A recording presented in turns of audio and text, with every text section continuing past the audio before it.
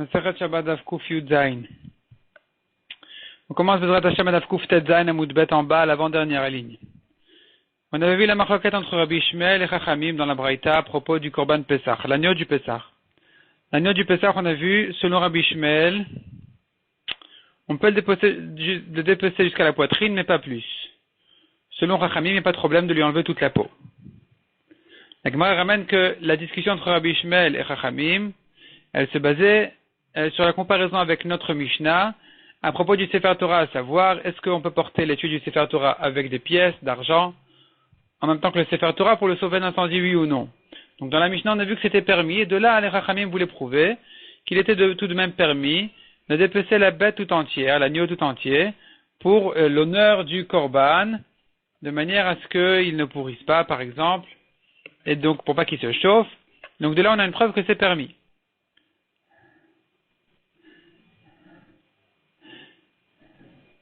La Gemara repousse la comparaison, puisque dans notre Mishnah, quand on a permis de porter du Mouktsé, c'est un des Rabbanan, mais de venir dépecer l'agneau du Pessah, c'est un Deoraita.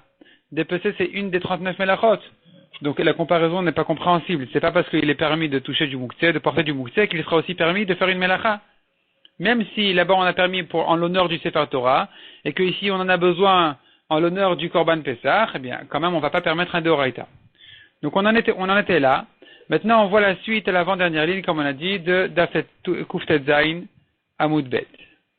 Amar Ravashi, Betar te pligé. Il y a en fait deux marloquettes entre Rabbi Ishmael et Chachamim. Pligé betil toul. Première marloquette, est-ce qu'on a le droit de porter l'agneau du Pessah ou pas?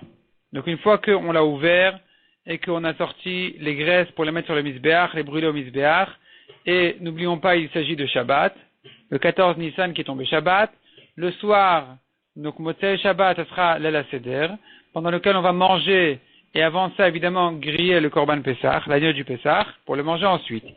Entre-temps, ce qu'il fallait faire pendant Shabbat, c'était les graisses du Korban Pessah. Ça, c'est Doché Shabbat, ça repousse le Shabbat. Et là, donc pendant ce Shabbat en question, justement, on est il est question de porter l'agneau, et là, ils sont en marloquette. Donc, pligé betiltoul. La Gemara le dit en deux mots. Pligé betiltoul. Ils sont en marloquette à propos du tiltoul. Donc, de porter l'agneau. Est-ce qu'on a le droit de porter l'agneau ou pas? Sachant que sa peau, c'est encore mouktsé. Et donc, est-ce qu'il est permis de le porter? Selon Rabbi Ishmael, c'est interdit. Même pour le protéger, le mettre à l'ombre. Et selon Chachamim, c'est permis. Deuxième marloquette, ou pligé bemelacha. Ils sont en marloquette aussi en ce qui concerne la melacha, de le dépecer ou pas, comme on a vu. Donc selon Rabbi Ishmael, il n'est permis de le dépecer que jusqu'à la poitrine, donc depuis les pattes jusqu'à la poitrine, puisqu'il est suspendu à l'envers. Selon Chachamim, par contre, on peut le dépecer tout entier. Et voici ce que les Chachamim viennent amener comme preuve à Rabbi Ishmael. Im matzilin tik asefer im asefer. Si on a le droit de sauver l'étui du sefer avec le sefer Torah de l'incendie, l'onetatel oragav basar, est-ce qu'on ne peut pas porter? Donc la comparaison, elle est une comparaison dans Mouktsé même. On n'est pas en train de parler de dépecer. On est en train maintenant de parler de la première marloquette entre eux à propos de porter un Mouktsé. Donc de même, disent Rachamim, qu'on a le droit de porter l'étui avec les pièces, l'étui du Sefer Torah, alors qu'il y a du Mouktsé dedans. Et de la même manière, on devrait permettre de porter la peau, or, agav basar, la peau de l'agneau, en même temps que la chair de l'agneau, en même temps que la viande de l'agneau. On devrait permettre de porter la peau aussi, même si la peau, ça devrait être mouktsé. Et donc, pour protéger le Korban Pessah, de même que là-bas pour protéger le Sefer Torah, on a permis de porter le mouktsé. La Gemara repousse cette comparaison encore une fois. Midami, est-ce que ça se ressemble? Hatam nasa basis et davar amutar. Là-bas, l'étui du Sefer Torah. Donc ici, la Gemara ne sait pas encore qu'il y avait même des pièces d'argent dans l'étui du Sefer Torah. Ici, pour l'instant, la Gemara, elle ne voulait prouver que du cas on porte l'étui en même temps que le Sefer Torah. La Gemara dit, mais là-bas, l'étui, les bassis, c'est des varamoutar. Bassis, c'est-à-dire c'est la base du Sefer Torah. Il sert de base de support pour le Sefer Torah. Donc il n'y a aucune raison de le considérer comme mouktsé. Tandis que ici la peau, nasa bassis, c'est des varassour. C'est un support pour la viande qui elle-même est aussi mouktsé, puisqu'on ne peut pas la manger comme ça. Il faut la griller. La viande du Pessah, doit être grillé avant d'être consommé le soir de Pessah. Donc entre-temps, c'est Mouktsé. Et donc tu ne peux pas permettre de porter un Mouktsé sous prétexte il sert à autre chose si l'autre chose est elle-même Mouktsé. Encore dans l'étui, je comprends. L'étui, il est bassis, c'est Davar Moutar. Il sert de support au Sefer Torah qui est lui-même permis. Tandis que chez nous, dans l'agneau du Pessah, c'est pas comme ça. Tout est Mouktsé, et la peau et la viande.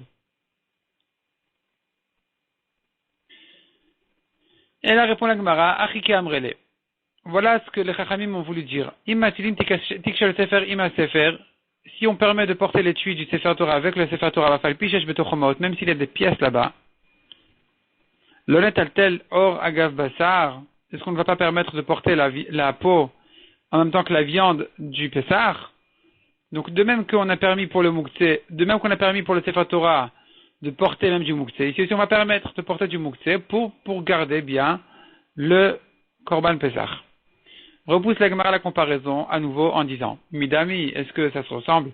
Atam Nasa Basi c'est Davar à Assour ou le Davar à Moutar. Là-bas, ça sert de support et de base, l'étui, et pour le Davar à Assour, et pour la chose qui est interdite qui sont les pièces d'argent, et en même temps pour le Sefer Torah qui est Davar à Moutar. Le Sefer Torah, c'est pas Mouktsé. Tandis que Acha, ici, à propos du Pessah, Kulona Sabasi c'est Davar à Assour. La peau est tout entière support d'une chose interdite, de la viande du Pessah qui est Mouktsé. Donc il dit qu'on va permettre ici aussi. Et là, Rika Amrele. La Gemara dit bon d'accord, voilà ce que les Chachamim ont voulu dire. Imevin tik, si on peut amener un étui. Shiesh betochomaot me'alma. On peut amener d'ailleurs un étui dans lequel se trouvent des pièces. La tilbo Sefer Torah, afin de sauver avec le Sefer Torah. L'honnête altel oragav basar, n'est-ce pas qu'on va permettre aussi de porter la peau en même temps que la viande? Alors que là-bas on a permis de porter l'étui en même temps que les pièces. Donc entre-temps en fait tout est Mouktsé ici, puisqu'il sert de support des pièces d'argent. Ici aussi la peau elle sert de support de la viande du Pessah. Donc de même que là-bas j'ai permis, ici aussi je vais permettre. De même que là-bas pour garder le Sefer Torah on l'a permis, ici aussi pour garder le Korban Pessah on devrait le permettre. Ça, c'est ce que les Chachamim ont voulu dire pour prouver qu'il est permis qu'on ne craint pas le Mouktsé ici. Vei Goufa Menalan. La Gemara dit, cette halakha elle-même, d'où la c'est-on, on la connaît, qui dit qu'il est permis d'amener un étui avec de l'argent pour l'amener vers le Sefer Torah, pour ensuite sortir le Sefer Torah. Ileima. Si on connaît cette halakha, des midéecha, des itbe, du fait que quand il y a de l'argent dans l'étui, le shadileo, on n'a pas besoin de secouer, et de les jeter, les pièces, alors, de la même manière, on aurait le droit de les amener, les pièces en même temps que l'étui. Midami, est-ce que c'est la preuve qu'on peut le faire? Est-ce que ça se ressemble? Atam, là-bas, si le Sefer Torah est dans son étui, et qu'il y a là-bas des pièces d'argent, le temps de les jeter, et le Sefer Torah risque de se brûler. Tandis que Acha, ici, chez nous, d'amener un étui de loin avec de l'argent dedans. Le temps que tu amènes l'étui, l'ishdinan, secoue-le au passage, en même temps, en chemin, jette l'argent et va sauver le Sefer Torah. Ça ne retarde pas.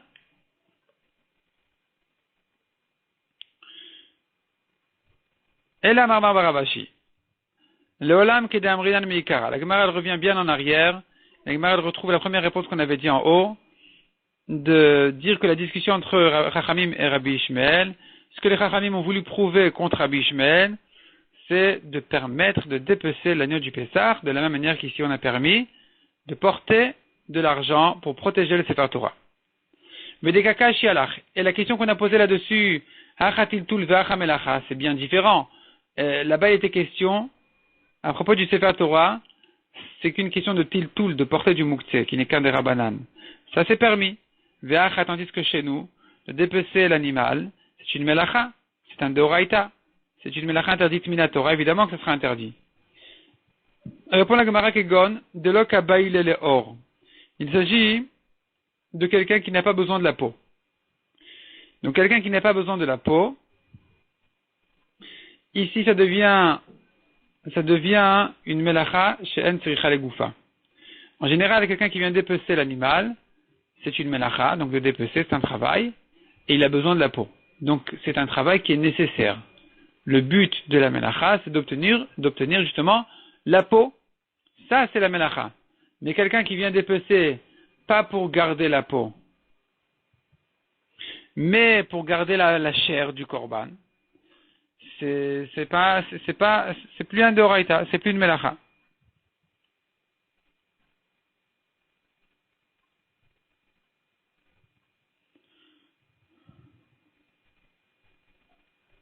Rashi ici explique que c'est une question de davar shelom mitkaven. La Gemara veut dire c'est même pas une question de melacha shen zichal goufa, c'est une question de davar shelom mitkaven. Il n'a pas l'intention de dépecer. Ce qu'il veut faire ici, ce n'est que garder la chair. Et que faire qu'au passage, la peau, elle est gardée d'autre part. Que faire qu'au passage, la peau est dépecée. Ce qui lui intéresse ici, c'est que d'éplucher cet agneau-là, de lui enlever son épluchure, de lui enlever sa peau, pas en tant que la peau qu'il en a besoin, mais c'est plutôt en tant que garder la chair. Donc ici, ça ne rentre pas dans la melacha, parce qu'il n'a pas l'intention de le faire. Demande la Gemara, mais pourtant, la melacha est évidente, elle est faite d'elle-même. C'est une conséquence évidente. Et donc, si c'est un psy-créché, si la melacha, elle sera certainement faite, ça peut être interdit. Vea dit la Gemara, Vea pourtant, Abaye ve Rava d'Amre Tarvayu, Abaye et Rava les deux disent que modèle Rabbi Shimon qui permet d'avoir chez l'homme Kaven, une melacha qui a été faite sans intention, eh bien Rabbi Shimon sera quand même d'accord que c'est interdit, mais psy-créché veut le hamout. Dans le cas où c'est un psy-créché, il a coupé la tête, il va pas mourir. Évidemment qu'il va mourir ici aussi. Tu ne peux pas éplucher l'agneau sans le dépecer. Éplucher, ça veut dire quoi? Ça veut dire, non, ce qui m'intéresse ici, c'est que le fruit, c'est que l'agneau. Ça n'existe pas. Automatiquement, il a été dépecé au passage. Tu as obtenu la peau. La peau, elle est bien là. Donc la melacha est faite. Répond la Gemara, non. Il est possible que la melacha ne soit pas faite du tout. Les shakilé bebarze. Quand il vient dépecer l'agneau, il lui enlève la peau en faisant plein de trous, de petits trous. Il garde rien comme peau. Il garde pas il garde pas un parchemin ici. Il enlève un petit morceau, encore un petit morceau, il fait plein de petits trous. Et donc finalement, ça ne s'appelle plus du tout dépecer. Ça ne rentre plus du tout dans la définition de la melacha, qui est mafshit, dépecer, qui veut dire quelqu'un qui a un intérêt de dépecer l'animal pour garder sa peau. Ce n'est pas le cas du tout. Et c'est là où vient la marloquette entre Chachamim et Rabbi Ishmael, où Chachamim disent contre Rabbi Ishmael qu'on a une preuve de permettre de dépecer cet agneau-là pour garder sa chair. Évidemment, dans un cas où il le fait, comme on vient de dire, de manière à ce qu'il n'y ait pas ici de melacha minatora, de manière à ce que ça ne ressemble pas à la melacha de mafshit à dépecer, il fait plein de petits trous, il lui enlève complètement la peau sans garder la peau. C'est là où on va permettre de dépecer l'agneau, et donc on aura effectivement la preuve du Sefer Torah, de même que là-bas on a permis un des Rabbanan, qui est de porter l'argent pour garder le Sefer Torah. Ici aussi on devrait permettre cette melacha-là, qui n'est pas une melacha minatora, qui est de dépecer de manière en perdant la peau, où là, ce n'est pas un d'Oraita, ce n'est qu'un des Rabbanan qui devrait être permis pour protéger l'agneau du Pessah.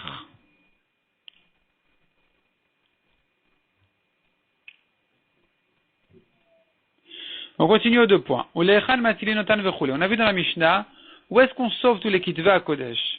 Tous les livres de Kodesh, où est-ce qu'on les sauve? Donc on a vu dans la Mishnah, on les sauve machloket. Soit, selon Tanakama, dans une impasse, soit selon Malbetera, même une rue qui est ouverte des 2 côtés. On peut sauver là-bas les Kitva Kodesh, le Sefer Torah et tout ce qu'on a le droit de sortir de l'incendie. La Gemara maintenant, elle va venir expliquer exactement de quelle impasse il s'agit, de quelle rue il s'agit. Est-ce que c'est un domaine qui est rejeté achid, qui est permis a priori, qui n'est pas permis en général? Quelle est la marloquette entre Tanakama et Ben Betera?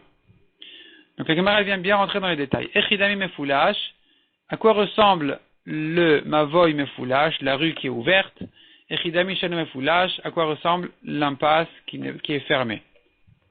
Donc le mot mefoulash en général veut dire que c'est ouvert des 2 côtés, du début à la fin. Ici, la Gemara demande comment comprendre dans notre Mishnah. Alors la Gemara propose une première explication. Amar Rav Chizda. Shalosh mechitzot. Déjà il s'agit d'une impasse, donc il y a trois murs. Donc il y a des 3 côtés de cette ruelle, de cette petite rue, de cette impasse, c'est fermé. Shalosh mechitzot. Et à l'entrée, donc du 4e côté, Il y a là-bas ou shne lechayaim, deux lechayaim. Alors, lechayaim, on a déjà vu plus haut dans la Masechet, et on le verra bien en long et en large dans la Masechet Eruvin, la Masechet suivante, que lechayaim, c'est la manière de faire d'une impasse un reshut hayachid dans lequel on a le droit a priori de porter. En réalité, ça sert à bien marquer que cet endroit-là n'est plus un reshut harabim. Celui qui rentre du reshut harabim à cet endroit-là, qu'il sache qu'il a maintenant, il est passé d'un reshut harabim à un reshut hayachid. Donc pour bien marquer la différence, on met un lechi. Lechi au kora. Donc kora, c'est simple, c'est une poutre qui est mise au-dessus de l'entrée de l'impasse. Donc celui qui passe, il voit la poutre sur sa tête et ça lui rappelle que maintenant c'est terminé, le reshut harabim est terminé, il va rentrer dans un reshut hayachid. Et ça c'est donc kora. Et la deuxième manière, c'est ce qu'on appelle lechi. Lechi, c'est une barre verticale, une planche verticale qui sert à marquer, une planche verticale qui sert à marquer debout à celui qui rentre que dorénavant il rentre dans un reshut hayachid. Donc ici, de quoi on parle? On est en train de parler d'une impasse. Donc il y a 3 mechitzot d'une impasse, où shne lechayaim et 2 lechayaim, un lechi de chaque côté de l'entrée, un à droite, un à gauche de l'entrée. Zeu mavoy shana mefulash, ça c'est une impasse qui est fermée. Shalosh mechitzot velechi echad, mais si l'impasse elle a donc 3 murs, mais elle n'a qu'un seul lechi, mais pas 2 lechayaim des deux côtés, zeu mavoy mefulash, ça c'est considéré comme une rue ouverte. Et donc c'est là la discussion, est-ce qu'on a le droit de sortir là-bas le Sefer Torah, oui ou non? Sachant qu'il n'y a qu'un seul lechi. Vetarvayu, et les deux Tanaïm, et Tanakama et Ben Betera, Aliba de Rabbi Eliezer. Ils pensent les deux, ils sont en discussion selon Rabbi Eliezer. Detnan, qui dit dans une Mishnah, Ercher Mavoy, de quelle manière on peut permettre une impasse, un Mavoy à porter là-bas pendant Shabbat. Bet Shammai Omrim Lechi Vekora, selon Bet Shammai, il faut marquer de deux manières, et un Lechi et une Kora. Donc comme on a dit, et un Lechi vertical debout à l'entrée, et une Kora horizontale au-dessus de l'entrée. Donc c'est une poutre. Ou Bet Hillel Omrim o Lechi o Kora, selon Bet Hillel, il suffit d'une des deux choses, soit Lechi, soit Kora. Rabbi Eliezer Omer, Shne Lechayaim. Selon Rabbi Eliezer, il faut 2 Lechayaim, un Lechi à droite, un Lechi à gauche. Donc ici, quand il nous manque un Lechi, c'est là la discussion, est-ce qu'on va quand même permettre pour sauver de l'incendie, à sauver là-bas, oui ou non. C'est là où on dit qu'en général, c'est interdit de porter là-bas. Et là, selon Tanakama, eh bien, même de l'incendie, il sera interdit de porter pour rentrer dans cette impasse-là qui n'a pas encore été réparée complètement avec 2 Lechayaim. Selon Ben Betera, par contre, il sera 8 permis, exceptionnellement, de sauver le Sefer Torah, de le rentrer là-bas dans cette ruelle, dans cette impasse. Ça, c'est la première explication de la Mishnah, donc celle de Rav Chizda. Amar le Rabba, Shalosh mechitzot velechi echad. Dans le cas où il y a 3 barrières, donc 3 murs, et encore un lechi à l'entrée. Mefoulash karité, est-ce que j'appelle ça ouvert? Mefoulash, ça veut dire que c'est ouvert des deux côtés, au début et à la fin. Même si tu veux dire que ça va comme Rabbi Eliezer, qui est interdit de porter là-bas, tu ne peux pas l'appeler mefoulash. Ça ne rentre pas dans le sens du mot mefoulash qui veut dire que c'est ouvert. Ici, c'est pas ouvert. Il manque ici une marque d'un deuxième lechin. On n'a pas marqué complètement avec les 2 lechayaim, mais ça s'appelle pas mefoulash. Premièrement. Véo, deuxième question. Les Rabbanan, selon Chachamim, qui disent que c'est interdit de sauver là-bas les Kitvei Kodesh. Il faut vraiment que ce soit une impasse qui soit complètement réparée, complètement permise, de comme on a dit, avec 2 lechayaim. Si c'est comme ça, demande Agmara, pourquoi on a permis de sortir là-bas que des Kitvei Kodesh et pas des aliments? Natil et Tochorin ou Mashkin, on devrait permettre même des aliments, des boissons à sortir là-bas. Or, on verra dans les Mishnayot suivantes que les aliments et donc les boissons, la nourriture, tout ça, c'est permis que dans une chatser amoureux, dans une cour dans laquelle on a fait un hérouv, on a vraiment le droit de porter. Mais finalement, si ici il s'agit d'une impasse qui est vraiment autorisée complètement, alors en quoi est-elle moins bien, en quoi est-elle différente d'une cour dans laquelle on a fait le hérouv, si on a le droit de tout porter là-bas? Donc, quand on nous permet de porter là-bas un Sefer Torah, il serait permis aussi de porter là-bas de la nourriture. Pourquoi est-ce qu'on a interdit la nourriture? Donc, on ne comprend pas l'explication de Rav Chizda qui dit que vraiment il s'agit d'une impasse qui était complètement fermée dans tous les sens. Plutôt, qui était fermée de 3 côtés, plus de l'Echayaim. Et là, Rabba propose une autre explication dans la Mishnah. Shtem chitzot ou shne l'Echayaim. s'il y a deux murs, donc il y a deux murs des deux côtés de la rue. C'est une rue en fait qui est ouverte des deux côtés, au début et à la fin. Simplement, à droite et à gauche tout au long de la rue, il y a des barrières, des bâtiments, ce que tu veux, en tout cas deux mechitot. Ushne lechayain, et deux lechayaim. Un au début et un à la fin. Un lechi à chaque entrée de cette ruelle. Zeu mavoy chez Foulash. C'est ça ce qu'on appelle un mavoy, une petite rue, chez Eno Mefoulash, qui n'est pas ouverte, parce qu'il y a un lechi au début et un lechi à la fin. Donc c'est là où, selon tout le monde, on peut sauver de l'incendie et de rentrer là-bas les Sifrei Torah. Shte mechitzot velechi echad. Si maintenant il n'y a qu'un seul lechi d'un côté, au début ou à la fin, mais pas et au début et à la fin de cette ruelle, zeu mavoy à Mefoulash. Ça c'est le mavoy, la petite rue à Mefoulash qui est ouverte, où selon Ben Betera on peut sauver là-bas les Sifrei Torah parce que c'est pas un vrai Reshut Harabim Minatora, et selon Tanakama on ne peut pas sauver là-bas. Selon Tanakama il faut vraiment qu'il y ait un lechi au début, un lechi à la fin, pour pouvoir porter là-bas. Pour pouvoir quoi? Sauver les Kitva Kodesh de l'incendie. Mais les aliments et les boissons seront interdits à cet endroit-là parce qu'il est quand même ouvert des deux côtés. Même s'il y a un lechi de chaque côté, c'est quand même insuffisant a priori pour sauver là-bas la nourriture. Vetarvayu aliba de Rabbi Yehuda. Et les deux, cette fois-ci, donc, Etanakama ben Betera qui sont ici en Marloket, ils pensent les deux comme Rabbi Yehuda. Des Tanya qui a dit dans une braïta.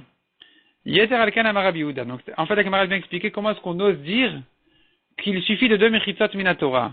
Deux mechitzot et un lechi c'est suffisant minatora. Et alors la camarade dit justement, ça va comme Rabbi Yehuda qui dit, donc Yeter alkan amar Rabbi Yehuda. Rabbi Yehuda dit encore plus que ça. Mishiesh lo shne bati mishne tide reshut harabim. Celui qui a deux maisons, une de chaque côté du reshut harabim. Osel lechi mikan velechi mikan. Il peut mettre un lechi de chaque, un lechi à côté d'une maison, un lechi à côté de l'autre maison. Okora mikan vekora mikan, ou bien une poutre sur une maison et une poutre sur l'autre maison, pour bien marquer que le Reshut Harabim ici, il est en train de traverser un endroit qui passe entre deux maisons en fait. Donc c'est plus un vrai Reshut Harabim. Venosev noten be'emtsa. Et de cette manière-là, il peut porter au milieu, il peut traverser la rue en question, en amenant de sa maison de droite à la maison de gauche. Amroulo, en me'arvin Reshut Harabim bekach. Les Chachamim ne sont pas d'accord avec Rabbi Yehuda, ils lui ont dit, on ne peut pas se suffire de ça pour permettre un Reshut Harabim. Eux pensent que c'est un vrai Reshut Harabim. Selon Rabbi Yehuda, c'est plus un Reshut Harabim à partir du moment où il y a deux mechitzot. Selon Rabbi Yehuda, donc deux maisons, une de chaque côté, ce n'est plus un Reshut Harabim selon Rabbi Yehuda. C'est pour ça qu'en faisant une petite marque, c'est suffisant. On met un lechi, c'est suffisant. Selon Chachamim, non. Donc selon Rabbi Yehuda que c'est suffisant, c'est là où notre Mishnah a dit que dans le cas où il y a effectivement deux mechitzot et un lechi, là on rentre dans la marloquette à savoir est-ce que, bon, pour sauver de l'incendie, c'est permis ou pas? Mais s'il y a un lechi de chaque côté, là, selon tout le monde, ce sera suffisant.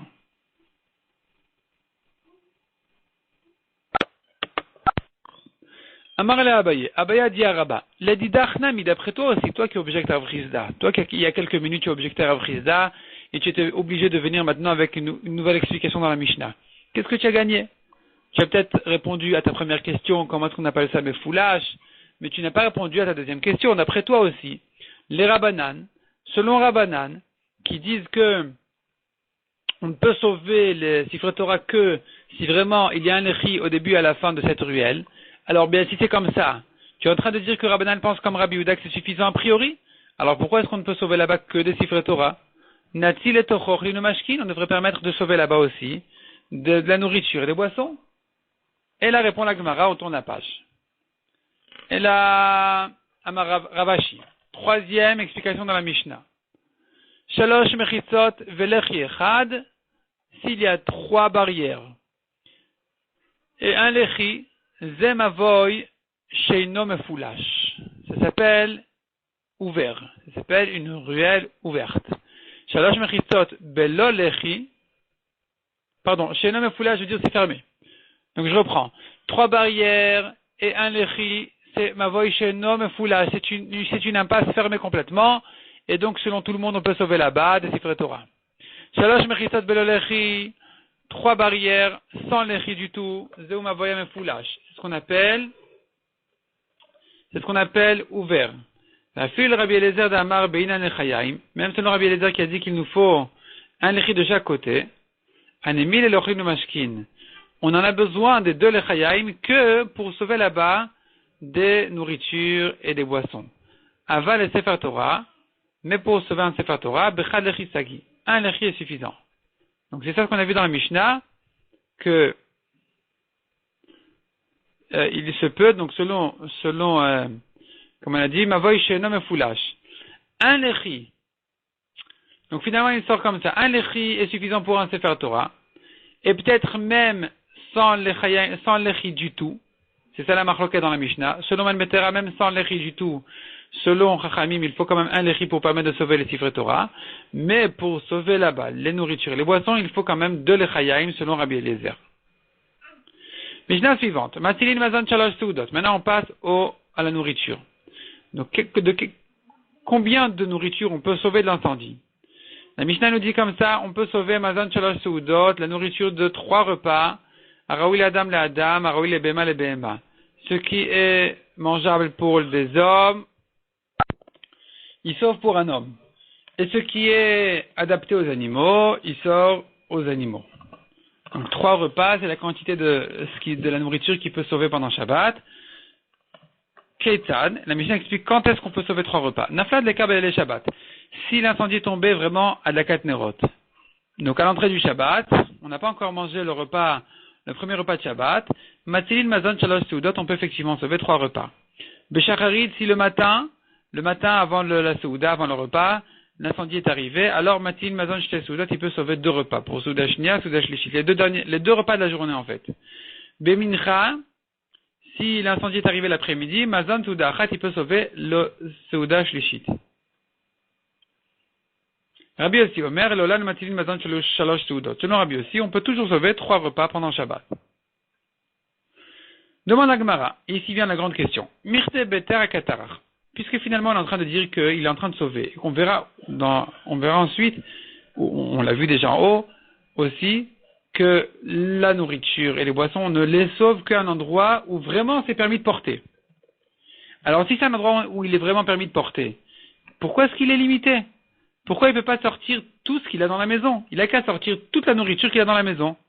N'a-t-il fait? Il peut sauver plus que ça? Répond la Gemara Marava. Mitor Shadam Bahul Almamono. Puisqu'un homme, il est affolé pour son argent, il charitle, si tu lui permets de sauver plus que ça, Atil Chabouye, il va en arriver à éteindre l'incendie.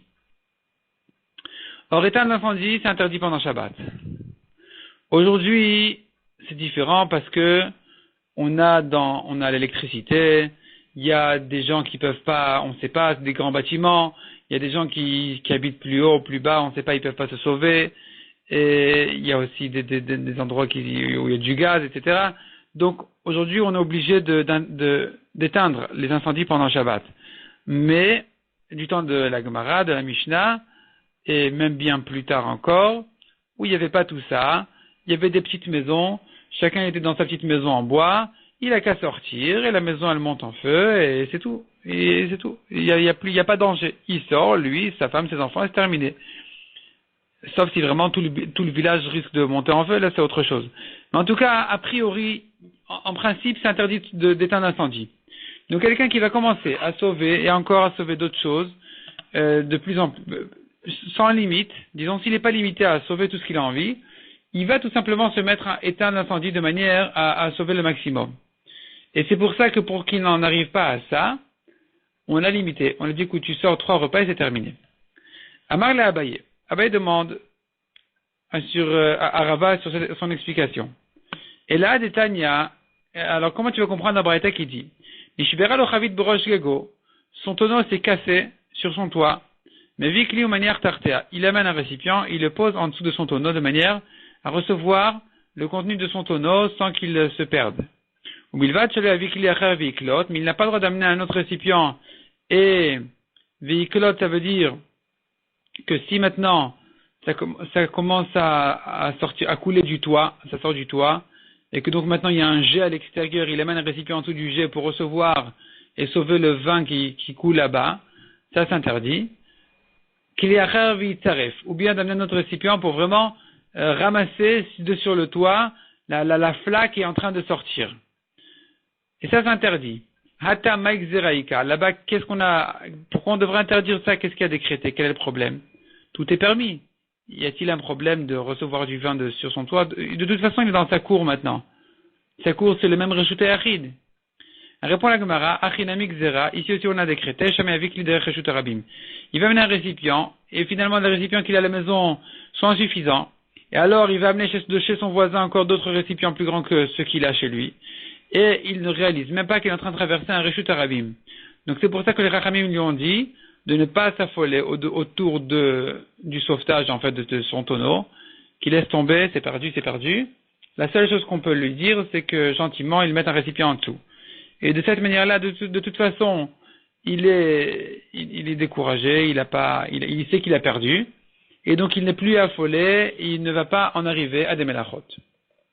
Goufa. La Gemara reprend cette braïta-là qu'on vient de voir. Nishbera lo chavit v'rosh gago. Son tonneau s'est cassé sur son toit, mais vi kli ou manière tartea, il amène un récipient, il le met en dessous. Ou bilvat shel vi kli achar vi klot, mais il ne peut pas amener un autre récipient pour recevoir le jet, kli achar vi taref, ni un autre récipient pour ramasser la flaque de vin qui sort de son tonneau. Nizdamen d'orchin. Si par contre il a des invités, mais vi kli achar vi kolat, il peut amener un autre récipient pour recevoir le jet, kli achar ou mitzaref, ou bien pour ramasser sur son toit. Pourquoi? Parce qu'il y a des invités, c'est permis. Velo yiklot v'achakach yazmin. Il n'aura pas le droit, par contre, d'abord de sauver son vin, donc de cette manière-là, et ensuite d'inviter les invités. Et la yazmin v'achakach yiklot. D'abord, il va chercher ses invités, et ensuite il revient pour ses invités ramasser ce qu'il peut sauver du jet de son tonneau. Ve'en marimin bekar. Ici, on n'aura pas le droit de faire une harama. Il n'aura pas le droit de faire une ruse et de dire oui, j'invite des invités, ils sont tous rassasiés complètement. Il leur dit non, ne vous inquiétez pas, il y aura pas de problème. Vous pouvez venir, ne vous inquiétez pas. Ils viennent et ils sauvent son tonneau de vin et il leur dit voilà, n'est-ce pas que il y a du vin ici, je peux vous servir. Ils disent non, on t'a déjà dit qu'on n'est pas du tout intéressé. Il leur dit bon, mais c'est pas grave, vous n'êtes pas obligé. Et voilà, de cette manière-là, il va sauver son vin. Ça, c'est interdit. Mishum Rabbi Yossi Rabbi Dam, Rumarimin, au nom de Rabbi Yossi Rabbi Dam, il n'y a pas de problème, il peut faire même une harama, il peut faire toute cette ruse-là. Il peut, soi-disant, inviter ses invités qui n'en ont pas besoin du tout. Et ensuite, il va sauver le maximum qu'il peut, il va les servir, ils vont dire on n'a pas besoin, et voilà qu'il va garder son vin comme ça.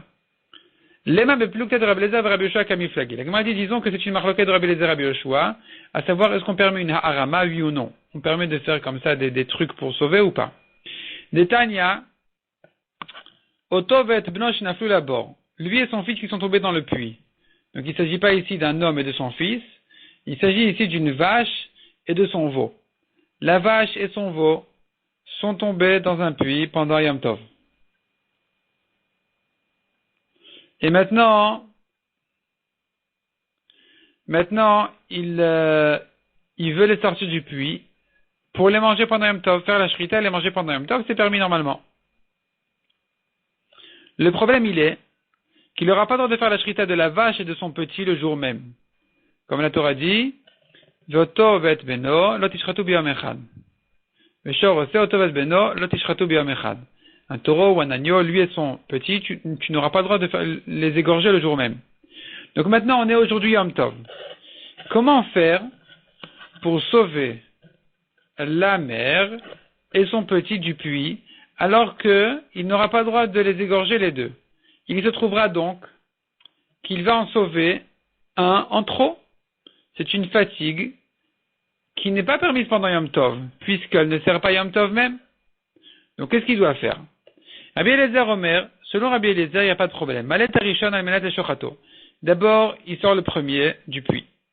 Il dit, bon, allez, viens, on va lui faire la shrita, on aura de la viande pour Yom Tov. Ve'asheni osel parnasa bimkomo. Et le deuxième, il n'y a rien à faire, il le laisse dans le puits et il lui envoie sa parnasa là-bas dans le puits. Mishvil sur le hamout afin qu'il ne meure pas. Donc il lui envoie sa nourriture dans le puits, mais il ne veut pas le sortir. Rabbi Yoshua Omer, Rabbi Yoshua dit non, il a une solution. Malinet Arishon Almenat Eshochato. Il sort le premier avec l'intention, entre guillemets, de lui faire la shrita et de le manger. Veino shochato. Une fois qu'il a sorti, il dit non, il est trop, il est pas bien. Il n'aura pas une bonne viande. Umaharim, ve'umalet hasheni. Avec cet harama là, avec cette ruse-là, il va sortir le deuxième, il va dire, le deuxième il est meilleur. Ratzaz et shochet. Après il regarde le premier, il dit non, le premier il était quand même meilleur. Je laisse le deuxième, et je mange le premier. Donc voilà ici une marloquette très claire entre Rabbi Eliezer et Rabbi Yoshua. Est-ce qu'il est permis de faire une harama en général, oui ou non? La Gemara veut comparer notre cas à celui-ci, en disant que selon Rabbi Eliezer, la harama est interdite. Donc chez nous aussi, il n'aura pas le droit d'inviter des invités qui n'ont pas besoin de son vin. Selon Rabbi Yoshua qui permet, ici aussi il va permettre. La Gemara repousse en faisant la différence entre les cas. Mimai, qui a dit de comparer les cas?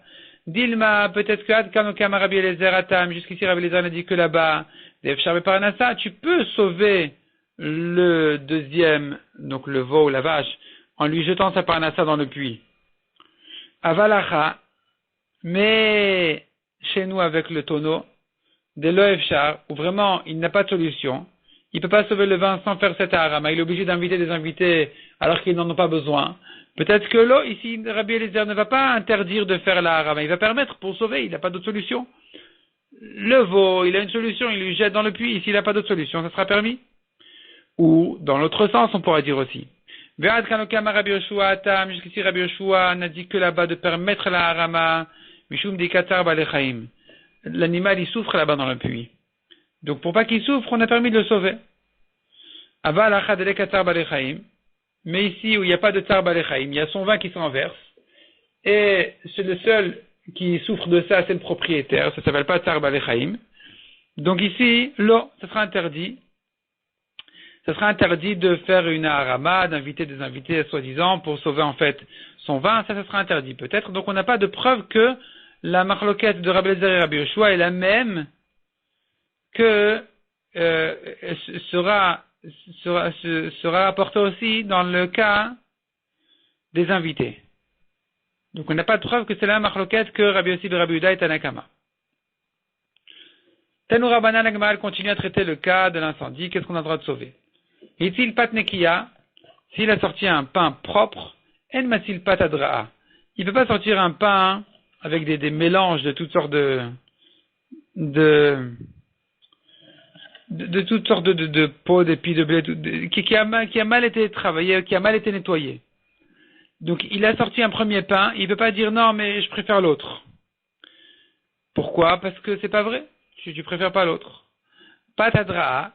Mais s'il a sorti d'abord un pain de moins bonne qualité, matil pat nekiya. Il peut sortir ensuite un pain propre, le sauver d'incendie en disant je préfère celui-là.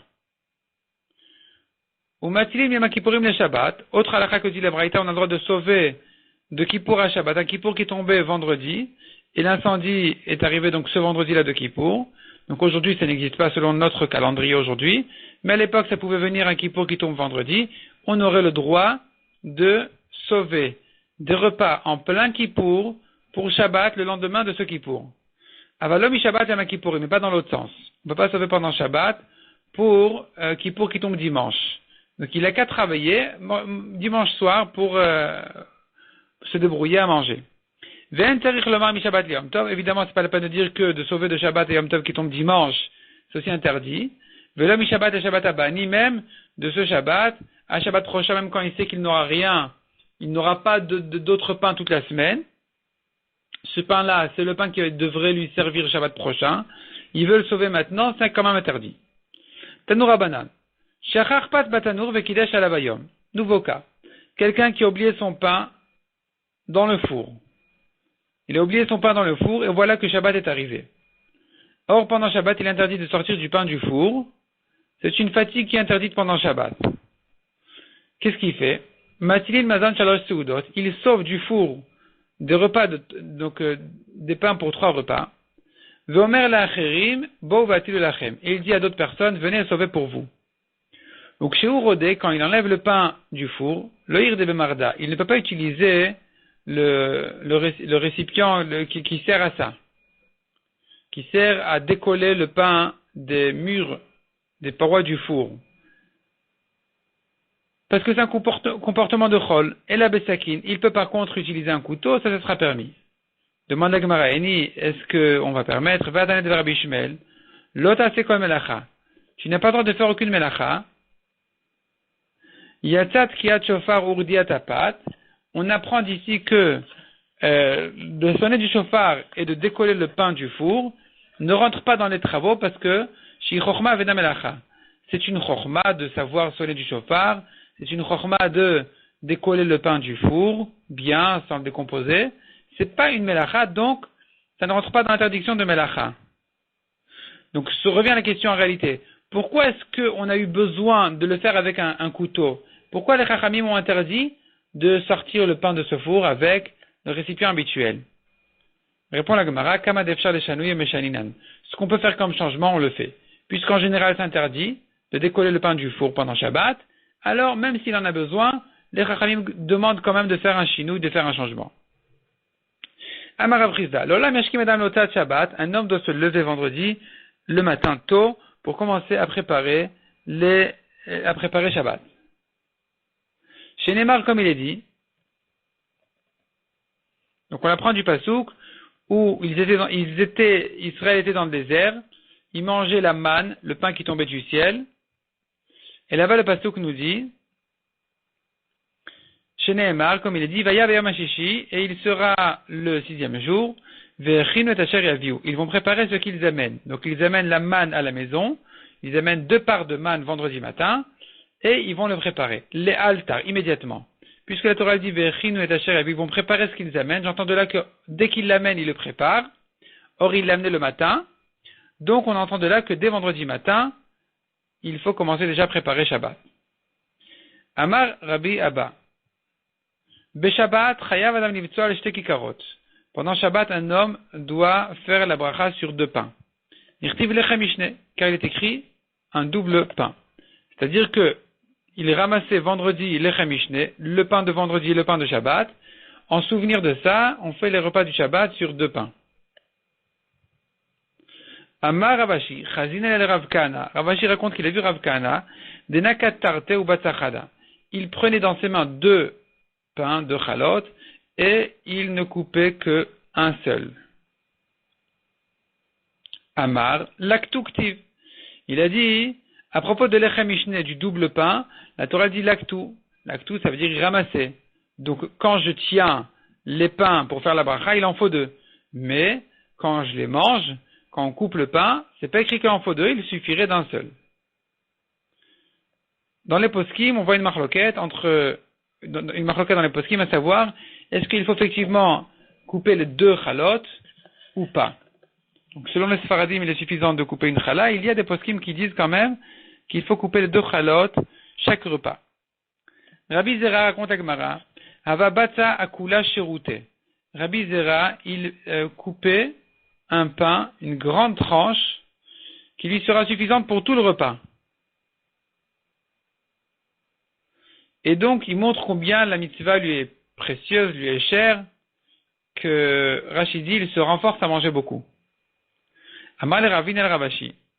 Ravina demandait à Ravashi, mais comment est-ce que il fait une chose pareille? Comment est-ce que Rabbi Zera, il prend une si grande tranche? De Amirze Kerav Tanuta. Il paraît, c'est une manière de quelqu'un qui paraît vraiment affamé. C'est pas joli de se couper une si grande tranche que ça. Répond la Gemara. Amarle kevan de cholyoma lo avid, puisque tous les jours il ne fait pas comme ça. Ve'idna odeke avid, ce n'est qu'aujourd'hui qu'il le fait l'irvot Shabbat, lo mirze kerav tanuta. C'est pas mal vu, ça paraît pas mauvais. Au contraire, on comprend qu'il fait ça en l'honneur du Shabbat. Rabbi Amiv Rabbi Assi, raconte Agmara, qui mikla le rifta d'Eruva, lorsqu'ils avaient l'occasion d'avoir le pain du Eruv, charou il le mangeait. Il faisait la bracha dessus pour le manger dans le repas de Shabbat. Amré, il disait, Ho'il vit avid bachad mitzvah, puisqu'une mitzvah était faite avec ce pain-là, qui est la mitzvah du Eruv, vit avid ba mitzvah achina, eh bien que se fasse encore une autre mitzvah avec ce même pain-là. Il a mérité de servir pour une mitzvah, il méritera de servir pour une deuxième mitzvah, et donc il préférait faire la bracha justement sur le pain qui est servi au Eruv de Shabbat.